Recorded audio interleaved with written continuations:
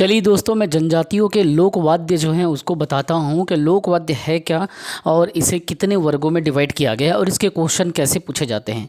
जब बात आती है जनजातियों के लोक वाद्य के बारे में, तो इसमें आपको क्या करना पड़ेगा, जो म्यूज़िक इंस्ट्रूमेंट हैं उसका आपको नॉलेज रखना पड़ेगा। और जनजातियों में जो लोक वाद्य है वो देखा जाए अगर, तो जो संगीत शास्त्र है उसके अनुसार इसको 4 भागों में बांटा गया है। कितने भागों में बांटा गया है? तो 4 भागों में इसे क्या किया गया है, विभाजित किया गया है। चलिए मैं आपको लोक वाद्य को बताता हूँ कि वो जो 4 भाग में इनको बांटा गया है वो 4 भाग दरअसल है कौन कौन से। ठीक है, फिर उसके बाद में इन चारों भागों पे हम क्या करेंगे, स्टडी करेंगे।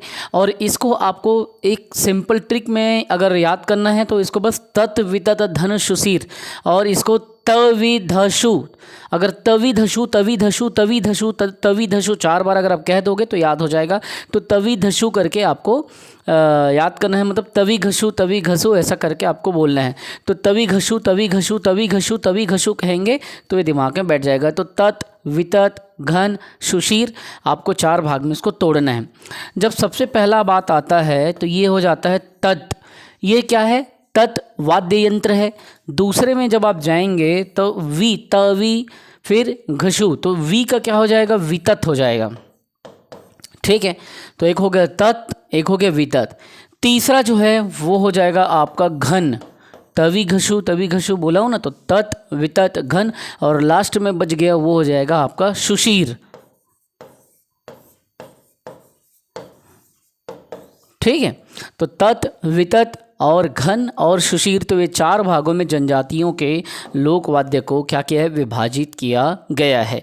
और इसमें म्यूज़िक इंस्ट्रूमेंट्स को शामिल किया गया है। और आपको यही देखना है यहाँ पे कि क्या क्या म्यूज़िक इंस्ट्रूमेंट्स इसमें आ जाते हैं।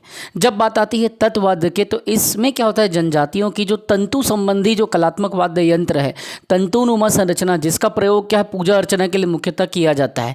ठीक है, तो वो सब चीज़ें इसमें आ जाती है ना। तो याद रखना, ये जो होता है देखने में तंतुनुमा होता है।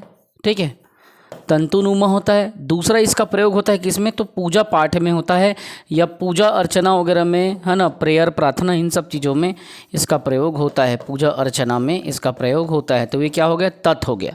अब इसके कुछ एग्जाम्पल को भी हम लोगों को समझना पड़ेगा। जैसे कि इसमें क्या है, जैसे धनकुल वाद्य मैं आपको बता चुका हूँ। धनकुल में जगार जब अपन देखते हैं तो उसमें जगार का मतलब जागरण करते हैं। तो जनजाति समाज में जब जगार मनाया जाता है तो धनकुल का वाद्य का प्रयोग किया जाता है, जिसमें मैं आपको बताया हूँ मिट्टी का घड़ा, ये इसमें आ जाता है। सूपा, धनुष और बांस की खपच्ची, तो इसमें क्या है, धनकुल वाद्य पूरा आ जाता है। आपको पिछले क्लास में मैं बिल्कुल बता चुका हूँ, आपको याद होगा। ठीक है, तो लोक वाद्य को 4 भाग में डिवाइड किया गया। और 4 भागों में आने के बाद में हम अब यहाँ पे, जैसे कि मैं आपको क्या बोला था, धनकुल वाद्य। तो धनकुल वाद्य यंत्र में आपको क्या चीज़ को दिमाग में रखना है, तो इसमें तो सबसे पहले आपको 4 नाम याद रखना है, जैसे सूपा, धनुष, बांस की खपच्ची और मिट्टी का घड़ा। तो ये सब चीज़ आपको धनकुल वाद्य यंत्र में ये सब चीज़ को आपको लेना है, जो किस में आएगा, तत् में आएगा। साथ साथ में इसमें और भी क्या चीज़ आता है, तो पंडवानी जब गाया जाता है तो पंडवानी गायन में क्या होता है, देवार जाति के लोग एक वाद्य यंत्र का प्रयोग करते हैं। ठीक है, तो उसको किंकनी कहते हैं। क्या कहते हैं उसको, किंकनी। एक इसमें प्रयोग होता है, तो ये पंडवानी में प्रयोग होता है।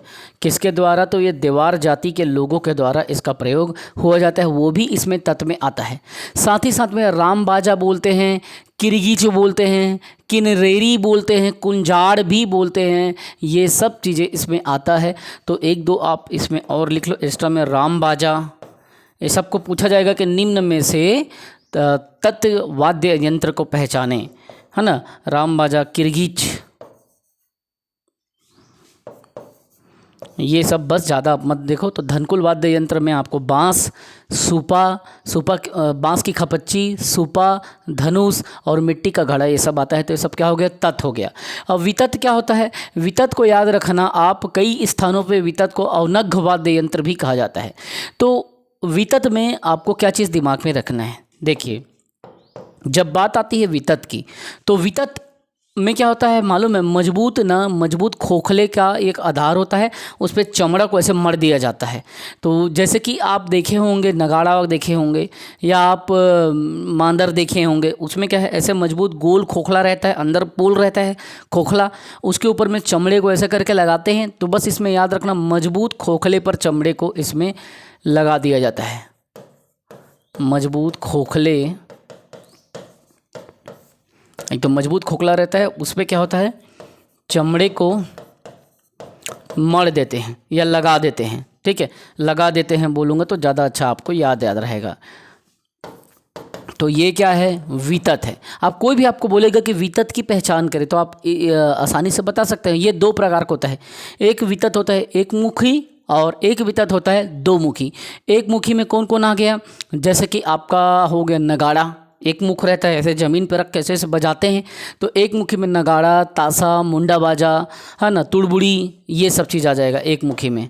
तो ये नगाड़ा हो गया, ये हो गया, ताशा हो गया, मुंडा बाजा हो गया, तुड़बुड़ी हो गया। तो ये सब क्या है एक मुखी हैं वितत के अंतर्गत। जबकि द्विमुखी में आपको क्या करना है, मांदर दोनों तरफ ऐसा से बजाते हैं, ढोलक उसको भी दोनों तरफ बजाते हैं, या मृदंग हो गया उसको भी बजाते हैं, और बिरिया खोल जो होता है उसको भी बजाते हैं। रायगढ़ी क्या है, एक रायगढ़ी भी वाद्य यंत्र होता है जिसको जो पीतल से बना रहता है और डमरू के जैसे दिखते रहता है, पीतल का बना रहता है पतले आकार का डमरू की तरह। तो वो रायगढ़ी को दंतेश्वरी मंदिर में भी बजाया जाता है, उसमें भी दो मुख रहता है। तो वो चीज़ें आपको रखना है। और बिरिया खोल क्या है, बिरिया ढोल मांदर के जैसे दिखने वाला है। तो ये सब चीज़ें आपके वितत में आता है, मांदर, ढोलक, बिरिया ढोल। एक दो ठा यहाँ पे लिख देता हूँ, मांदर हो गया या ढोलक हो गया या बिरिया ढोल हो गया या रायगढ़ी हो गया। इस तरीके से मैंने सब चीज़ को बता दिया। मांदर का प्रतिरूप है बिरिया ढोल, और जब बात आती है किसकी, रायगढ़ी की, तो रायगढ़ी पीतल से बना रहता है जो कि डमरू के आकार का होता है, दंतेश्वरी मंदिर पे बजाते हैं उसको। तो ये वितत हो गया। अब घन क्या होता है, इसमें याद रखना ठोस धातु का प्रयोग होता है और लकड़ी का, कठोर लकड़ी से ये बना रहता है, लेकिन वो तभी बजता है जब उसमें प्रहार मारो तभी बजेगा, वरना नहीं बजेगा। जैसे घंटी हो गया या चिटकुल हो गया, ये इस टाइप की चीज़ क्या है, ये घन के अंतर्गत आता है। तो ठोस धातु बना रहेगा, धातु कैसा रहेगा, मजबूत रहेगा और कठोर लकड़ी से बनता है। ठीक है, तो चलिए अगला इसमें देखते हैं। घन में इसमें ठोस, एक तो पहला ठोस धातु से बनता है, दूसरा कठोर लकड़ी से बनता है, कठोर काष्ठ से या लकड़ी से। ठीक है, तो यही सब चीज़ें हैं जिसको एग्ज़ाम में पूछा जा सकता है कि भैया आप बताइए घन में कौन सा आता है।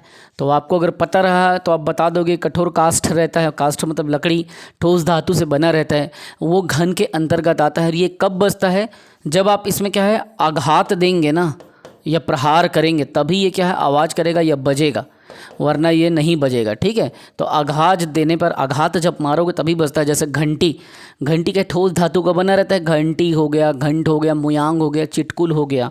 तो ये सब एग्जाम्पल है, घंटी हो गया, ठीक है, मुयांग हो गया, चिटकुल हो गया। तो ये सब चीज़ में क्या है, ये सब घन वाद्य यंत्र के अंतर्गत आता है, तत्, वितत, घन और सुशीर। ठीक है, तो ये सब चीज़ पढ़े रहोगे तो बन जाएगा। और एक चीज़ है, लोहे से बना हुआ एक याद यंत्र है जिसमें माड़िया नाच होता है तब प्रयोग होता है। तो वो क्या है, तिरडुड्डी। ठीक है, तिरडुड्डी ये भी इसमें आता है, तीर डूड डी। ठीक है, तिरडुड्डी भी घन के अंतर्गत आता है, वो भी ठोस टाइप का रहता है और माड़िया नृत्य में इसका प्रयोग होता है। तो घंटी हो गया, मुयांग हो गया, चिटकुल हो गया, झाब का भी इसमें नाम लिखते हैं। तो ये तीन हमने देखा। अब हम क्या देखेंगे, सुशीर को देखेंगे। देखिए भैया, सुशीर में क्या होता है, इसमें आपको सरल भाषा में समझना है कि जैसे आप क्या करते हो, आप बांसुरी बजाते हो, तो बांसुरी बजाने के लिए क्या होता है, हवा का ज़रूरत पड़ता है, फूंकते हो, हवा का उतार चढ़ाव से संगीत परिवर्तन निकलता है। तो वैसे ही इसको कैसे बजाया जाएगा, तो इसको बजाने के लिए हवा का प्रयोग करना पड़ेगा। किसकी बात कर रहा हूँ मैं, तो मैं सुशीर की बात कर रहा हूँ। किसकी बात, सुशीर वाद्य यंत्र की। तो तुमसे पूछा जाएगा तो इसको कैसे बजाते हैं, तो एक ही सरल बात लाइन में बोलना कि मुंह से फूंक के बजाते हैं, मुंह से हवा देकर, मुंह से हवा देकर क्या है इसको बजाते हैं। तो एकदम इजी है आपको पहचान करना, समझ जाना कि बांसुरी के मुंह से हवा देके बजाते हैं। वैसे इसमें क्या क्या चीज़ आता है तो इसको देखें। इसमें सुशीर में आता है तोड़ी, अकुम, ये सब आता है। तोड़ी वाद्य यंत्र, अकुम, अकुम वाद्य यंत्र, ठीक है। बांसुरी भी आ जाता है, उसमें भी तो हम हवा देते हैं। या आप एक और आता है बावंसी, हलवा भत्री लोग क्या करते हैं, बांसुरी को ना बावंसी कहते हैं। तो तोड़ी फसल के रखवाली के समय बजाया जाता है। अकुम को भी फसल के रखवाली के समय मतलब जानवर उनवर को भगाने के लिए बजाया जाता है जनजाति समाज में। और सुलुड होता है, सुलुड भी, ये जो सुलुड बनता है ना वो भी बांसुरी के जैसे रहता है, सुलुड ये भी, ठीक है। तो तोड़ी और अकुम को फसल के रखवाली के लिए, सुलुड को बांसुरी के समान कभी भी मनोरंजन के लिए बजाते हैं। और आता है बावंसी, तो हलवा भतरा लोग अपने भाषा में बांसुरी को क्या कहते हैं, बावंसी कहते हैं, ठीक है। मोहरी भी हो गया, ठीक है। मोहरी भी आप देखे होंगे बजाते हुए, मोहरी वादन का काम करते हैं, बहुत सारे वादक हैं। तो ये सब हो गया। बांसुरी भी लिख लो यहाँ पे।